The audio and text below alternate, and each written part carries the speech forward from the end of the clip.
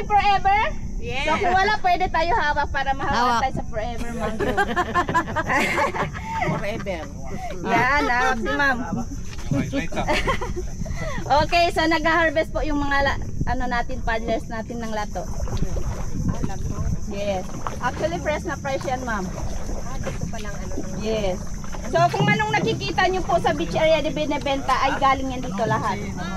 Dahil yan po yung first livelihood ng mga community dito. Yung second, yung mga yellow boat po natin.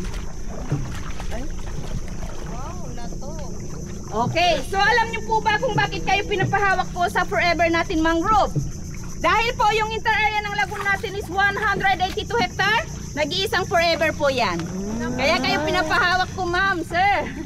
Kasi nag-iisa po yan at protected area po tayo. Kaya wala po yung nababago. Natural yung lahat nakikita nyo dito sa lagoon area. Then nakikita rin po natin hindi arrangement yung tubo ng ating bakawan. Dahil po kung saan mahulog si propagule natin at tutusok doon na po yung bagong buhay ng ating bakawan. So ang kahalagan ng bakawan po natin nagbibigay ng 1 ton fishery product equivalent 1,000 kilogram. So nakikita